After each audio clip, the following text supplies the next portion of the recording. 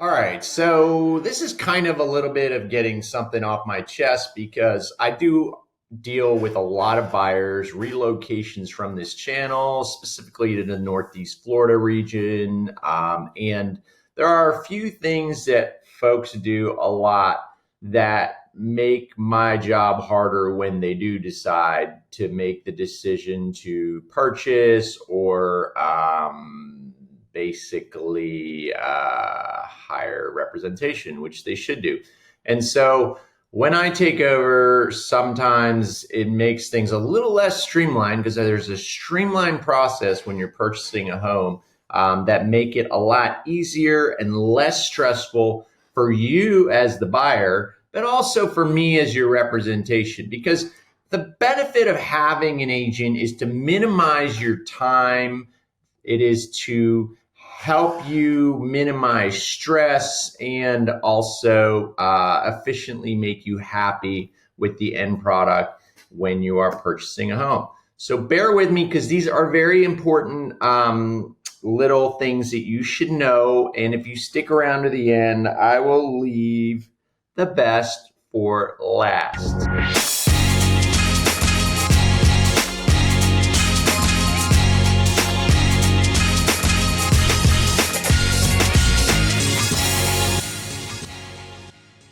Okay, number one, when you are purchasing a new home, or if you're looking to purchase a home in a specific area, it is always important to understand that you should be looking at what the resale market is doing compared to new construction. Because we have the benefit here in Northeast Florida that we have a lot of new construction.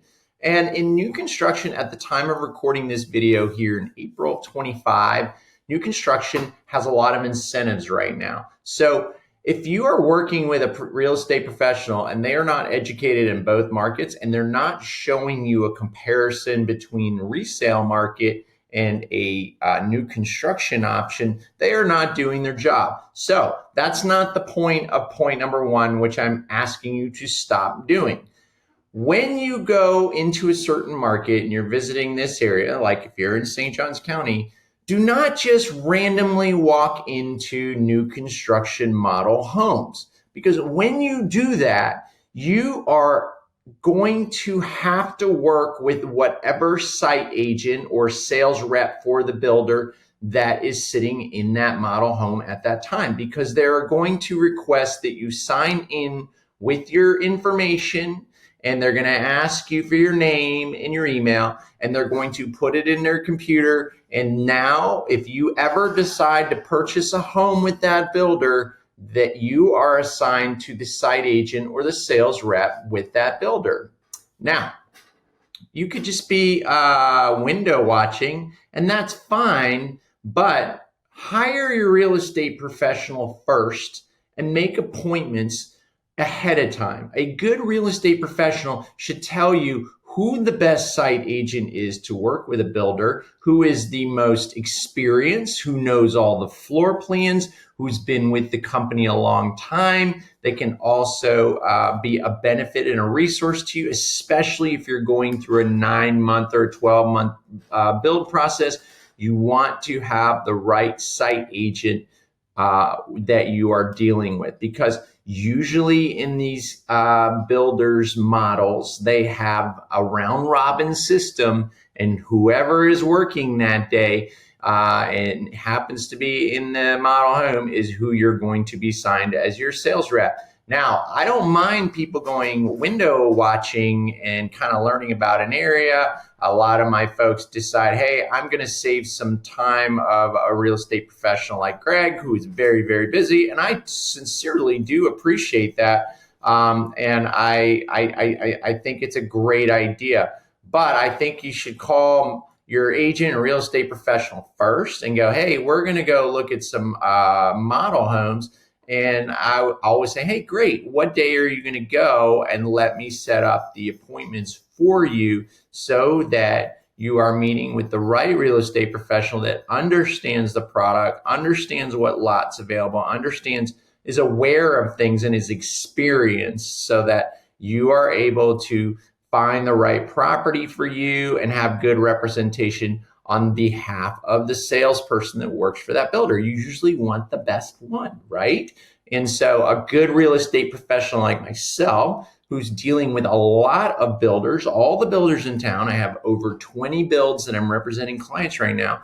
I know which reps are the best because I've been doing this for years. And so that should be your decision when hiring a real estate professional. Do they have current builds in these communities? Do they know the sales reps? Do they even know the construction managers? Because over time, as a real estate professional, when you're representing a lot of clients that are building, you also know who the construction managers are, and you have a good reputation. And when you have a good real estate professional and you have a good sales rep, you have a good team of folks to help you go through the process. Usually when you see complaints about a builder on social media, normally the complaints are made by folks that didn't have proper representation. They walked into a model home and new construction and they thought that all sales reps are created equal, and they are not. And they were unhappy, stressed out with the process, and pretty miserable that they would literally go to social media and put venom all over the media over a specific builder when it didn't have to be that way.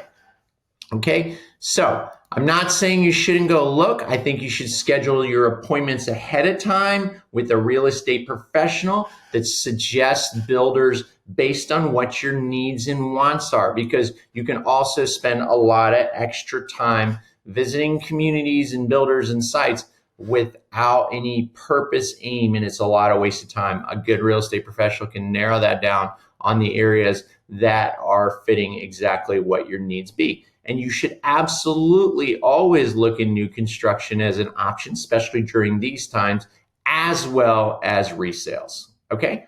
All right. Number 2, do not randomly pick a lender when you are doing your pre-qualification. Make sure you are working with a qualified lender, because you want to understand what your budget is before, again, you go randomly shopping for a home, not realizing what the expenses look like. And I usually say it's a good idea to go with a local lender that knows the area, because again, as I said earlier, when you have a real estate professional, they usually work with very specific lenders as well as builders' preferred lenders. And that is a culmination of the team that you're formulating to have a good experience in your buying experience. So a local lender who is local to the area and does a lot of deals here in the area, they can also be an additional resource to you, okay? They can be an additional resource in many different ways, especially if you're establishing a good relationship with your real estate professional who also has a relationship with your lender. And now you have a good relationship with your team that you're culminating, as well as a good sales rep if you decide to go that route with a builder. Now, talking about the builder, every builder has incentives, okay? And when they have incentives, they say, look, in order for you to qualify for these additional incentives, we want you to use a preferred lender. Now, they're not doing that on purpose. They're doing that because they have a good relationship with a lender that has to pre-qualify you based on the standards that are necessary for you to go through a 9 or 12-month process for the build, and basically have familiarity with a relationship with a lender already, and they are familiar with the process of the builder as well. So that's why builders have preferred lenders, and they usually have 3. So they give you a list of 3, and they say, hey, we will incentivize you to use one of our preferred lenders. And again, even if you do not use that lender, they still require you to go through that pre-qualification, but it does not mean that you'll be able to be privy to those incentives if you don't use a lender. Now, what does that mean? That means also you should anyway interview multiple lenders and compare if the incentive is even worth it. Okay, so if they give you a list of preferred lenders and you have a good real estate professional representing you that has dealt with all those preferred lenders and say, hey, look, I can advise you, you should call all three of them anyway, but I can advise you that so-and-so is good at this, so-and-so is good at that. Their rates are usually good right now in this area. But even then, I would still advise you to say, hey, go ahead with your outside lender as well, your local bank, whatever it is, and just compare the costs of that loan compared to the benefits of the incentive and the cost of the loan with the preferred lender. You should always interview at least 2 or 3. You have that window of time where you can do so without affecting your credit. I think it's 14 days. So when you decide at that point, hey, I'm going to go ahead and talk to a lender. You can also say, hey, I don't want you to affect my credit. You can do a soft pull. But the point is you must interview multiple lenders. And again, if you have the right team in place, they will guide you again on the best directions for you, depending on your situation as far as a lender. And that way you know what your buying power is and you're not wasting your time looking at homes that are too expensive. Again, a local lender will know, hey, insurance will cost you roughly around this. Your property taxes will cost you this. It's not just the cost of the home and your current rates, interest rates in the market. It's also what are your additional expenses that you can expect. And a good local lender will be able to furnish you with that information. And it's very popular right now. Again, like I said, at the time of recording this video, lots of incentives with builders, but they are going to require you to use a preferred lender either way.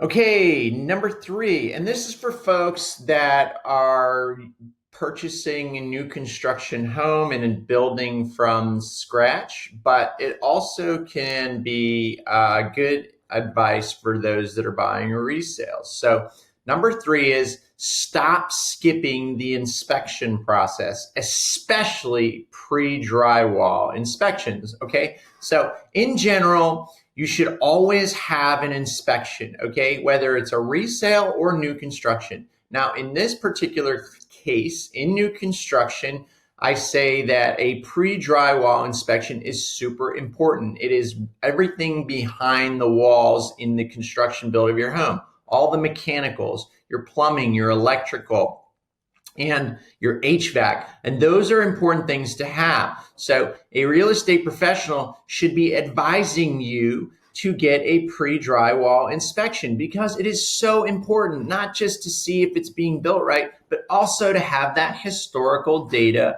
of your home through that process. So make sure you always have an inspection, but make sure you also always have a pre-drywall inspection. It is so important to me and my team that I actually, as part of my services, include a third party to do a pre-drywall inspection and a final inspection on new home construction sales. Okay, it is so important that I don't even say, "Hey guys, you should get your pre-drywall inspection or final inspection." I don't even say that anymore. I say, "Guys, we're doing it. It's on me. It's part of my services, even though it's a third party. But I want to ensure that there is another set of eyes that is going through the build of your home and making sure that everything is correct." Now, the inspection reports are going to be very much in depth, and there'll be a lot of stuff over in there that you're going to find very overwhelming. But again, that's why you have a good real estate professional to guide you through that.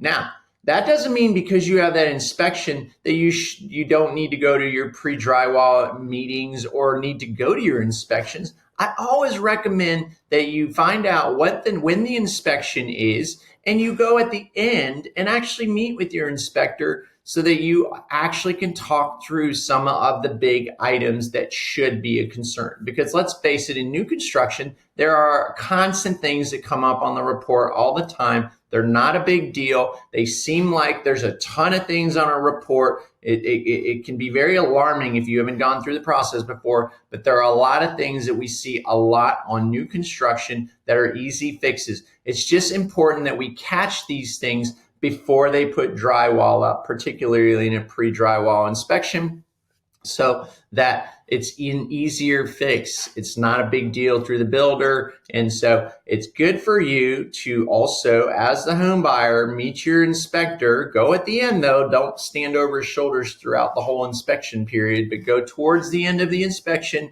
so that you can also address any concerns that you have, because when you get that inspection report, it's going to be very overwhelming. Now, if you can't make the inspection, that's okay. You can also call the inspector if you find things that are extremely alarming on the report that you don't understand. Although a good inspector, like my team, we have very good inspectors that we use.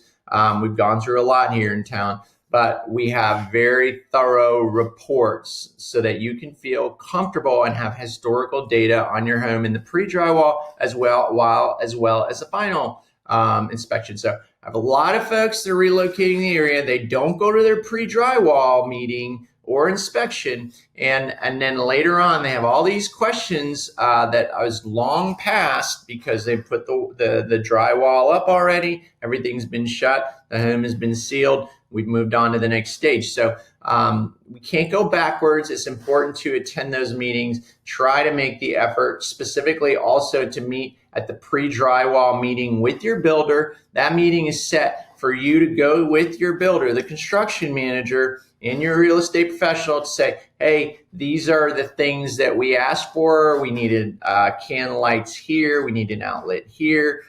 We need a water spigot here. Are all those things where they need be? Okay. Even I, as your real estate professional, am not going to remember every single feature that you are building in the home. So it's good for you to be there, because that's what a good construction manager is going to do. He's going to go through your plans in the pre-drywall meeting and go, hey, this is where you have this door. This is where you have this window. This is where you have these outlets. This is where you have your plumbing, your shower head, et cetera, and to discuss that your build so far. And it's good to have a good relationship with your builder. Be nice to them and work with them. These guys are building 10, 15, 20, 25 homes. So work with them.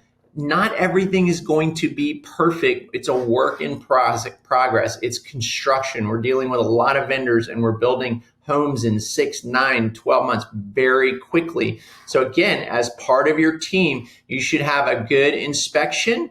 You should have a good relationship with your builder by attending your pre-drywall walk and your final walk. And you shouldn't just rely on your realtor or your real estate professional to attend it alone. You should try to be there as well, because the more eyes, the better on your build process. And the same goes for a regular resale inspection as well. It is important for you to be there. Okay, I understand not everybody can be there, but again, it's all about how much you put into the process of what you get out of it. So if you have limited participation, you can't come to your real estate professional afterwards and talk about things that happened back in pre-drywall when you're in almost finished building the home. Okay. So if it's really important for you, make the effort to go to those appointments as well. Meet your inspector, meet your builder, work together with your team, your real estate professional as well. It's good to show up. So stop skipping inspections and stop not attending those important milestones in your build process. All right, we're almost done. Number 4, really quick, stop making decisions on your home purchase based on emotional feelings, okay? This is a big purchase. You come into the community or the neighborhood or the area and you go, oh my goodness, what a deal. This area is amazing. Look at all these amazing communities. Look at these amazing incentives. Look at this amazing house by this builder. And you're filled with emotions. They have massive incentives right now. Some of these builders have massive incentives. Remember, the more massive the incentive, you've got to ask the questions of why is it such a good deal?